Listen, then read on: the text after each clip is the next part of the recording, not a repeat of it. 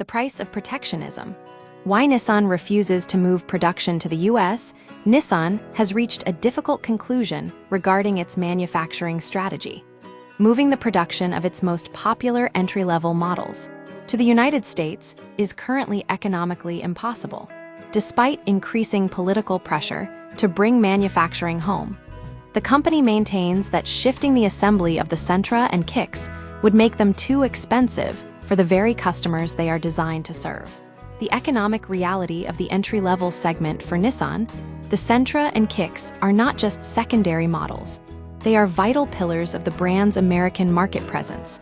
In 2025, these two models accounted for more than 25% of Nissan's total US sales. Because these vehicles are positioned as affordable options for budget-conscious buyers, their market success depends entirely on maintaining a low price point.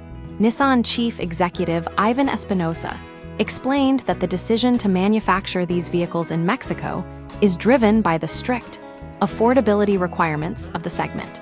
According to Espinosa, the company has studied the possibility of moving production to US soil, but the math simply does not add up. If production were moved stateside, the resulting price hikes would likely alienate the core customer base, effectively destroying the appeal of the models. The impact of tariffs, the central tension in this standoff, lies in the current tariff structure. Nissan is currently navigating a complex landscape of import costs. Current Mexican tariffs. Recent tariffs on vehicles built in Mexico add between $2,500 and $3,000 to the cost of each vehicle. The competitive gap. Nissan has noted that these rates are disproportionately high compared to other regions.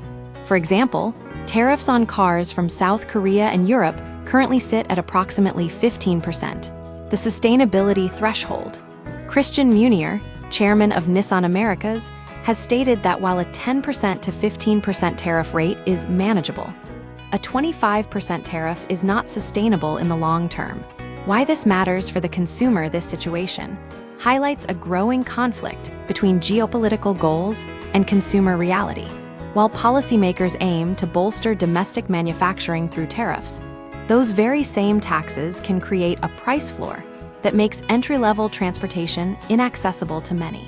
For a buyer looking at a $22,600 Sentra or a $22,430 Kicks, even a modest increase in manufacturing costs can be the difference between a purchase and a walk-away.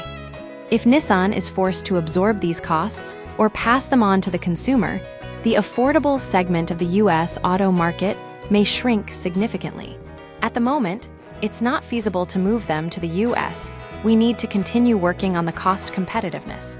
Ivan Espinosa, Nissan CEO conclusion. Nissan's refusal to move production is a calculated move to protect its most high-volume, budget-friendly models from becoming price-prohibitive.